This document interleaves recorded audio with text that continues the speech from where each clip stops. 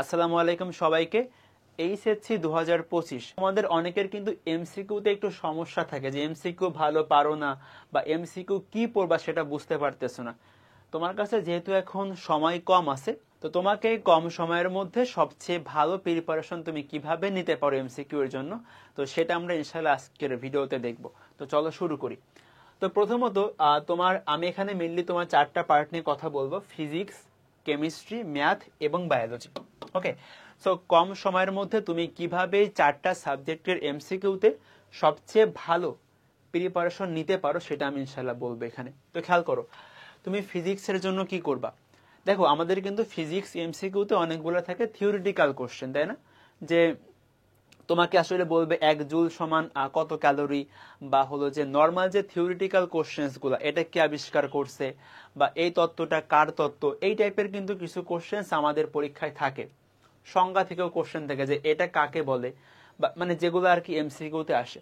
তো এই জ্ঞানমূলক যে এমসিকিউ বা যেগুলো তোমার থিওরিটিক্যাল এমসিকিউ, এগুলা কিন্তু আমার এই ইসাক স্যারের দাগানো লাইনটা পড়লে তুমি পেরে যাবা।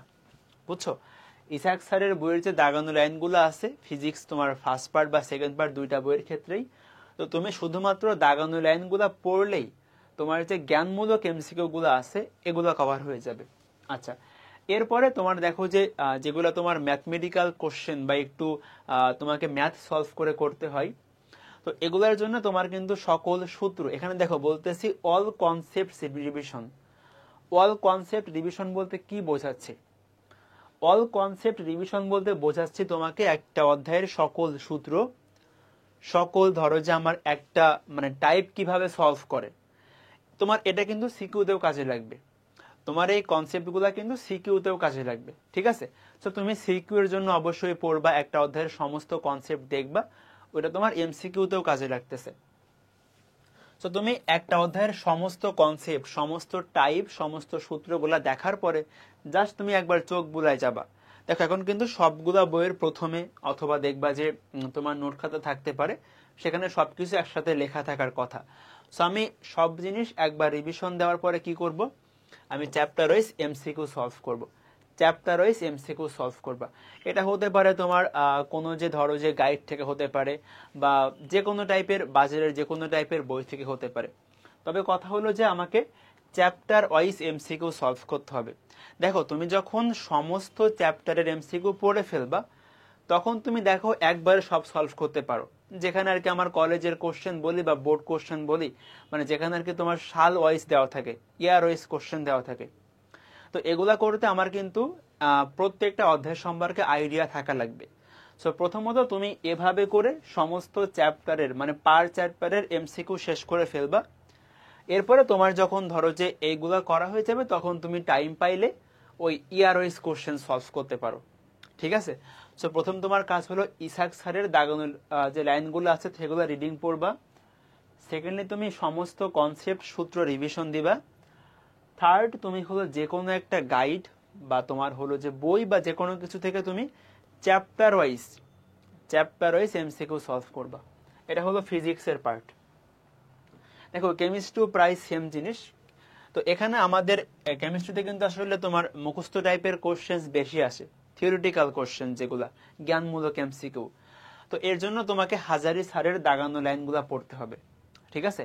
হাজারি স্যারের তোমার দাগানো লাইনগুলা পড়া লাগবে তোমার এই জ্ঞানমূলক এমসিকিউটা ভালো করার জন্য। সেকেন্ডলি, তোমার একটা অধ্যায়ের যতগুলা সূত্র, ধরো আমি তোমাকে বলবে সংকরায়ন বের করো, বা তোমাকে বলবে যে তরঙ্গ দৈর্ঘ্য বের করো, তো তোমার তো অবশ্যই সূত্রগুলা জানতে হবে, তাই না?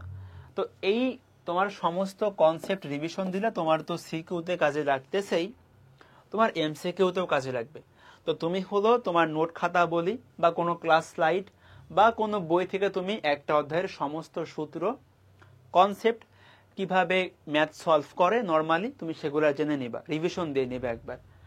থার্ড অফ অল, তুমি চ্যাপ্টার ওয়াইজ এমসিকিউ সলভ করবা। তো এর জন্য সবচেয়ে ভালো হয় তুমি চাইলে হাজারি স্যারের দেখবা বইয়ের লাস্টে এমসিকিউ থাকে, বুঝছো? তো হাজারি স্যারের দেখবা বইয়ের লাস্টে এমসিকিউ থাকে, তুমি এইগুলা সলভ করতে পারো। অথবা তুমি কোনো গাইড বা বইয়ের মানে যে কোনো কিছুর হেল্প নিয়ে করতে পারো, সমস্যা নেই। তবে তোমাকে চ্যাপ্টার ওয়াইজ সলভ করতে হবে। এরপর তুমি যখন সমস্ত চ্যাপ্টারের এভাবে করে পড়ে ফেলবা, তখন তুমি ইয়ার ওয়াইজ কোশ্চেন সলভ করতে পারো, টেস্ট পেপার অথবা তোমার যে কোনো গাইড থেকে করতে পারো। ঠিক আছে, ওকে ভাইয়া, বুঝতে পারছি।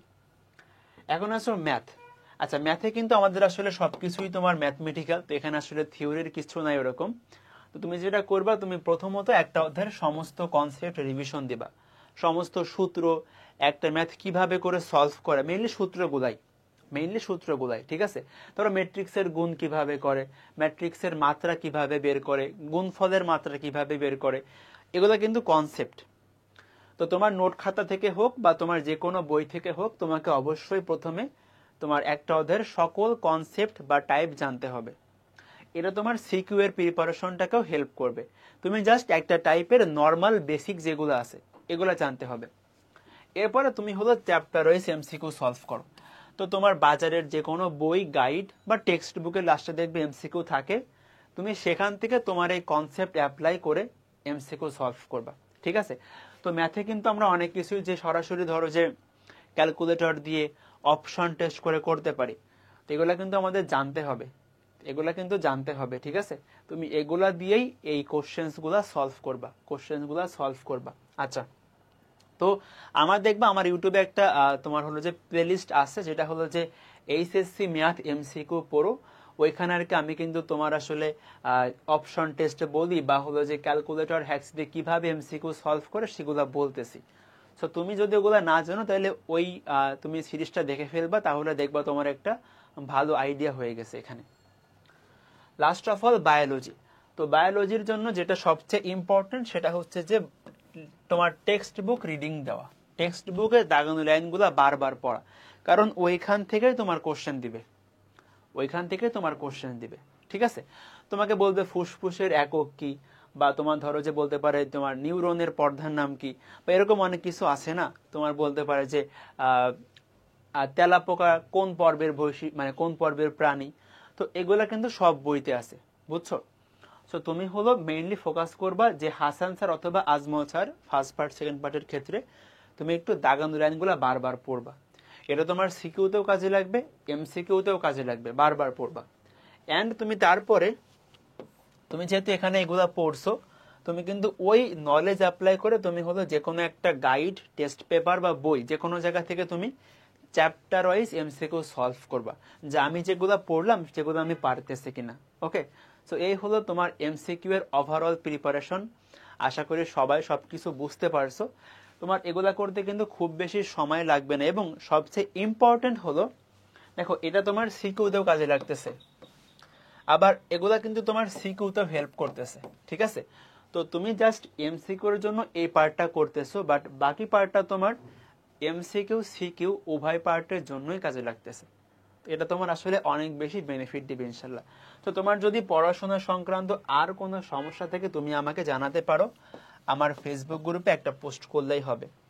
আর তোমরা যেহেতু সামনেই অ্যাডমিশন দিবা, সো কেউ যদি আমার কাছে পার্সোনালি পড়তে চাও, সেটা ফিজিক্স, কেমিস্ট্রি, ম্যাথ, তাহলে আমাকে নক করতে পারো।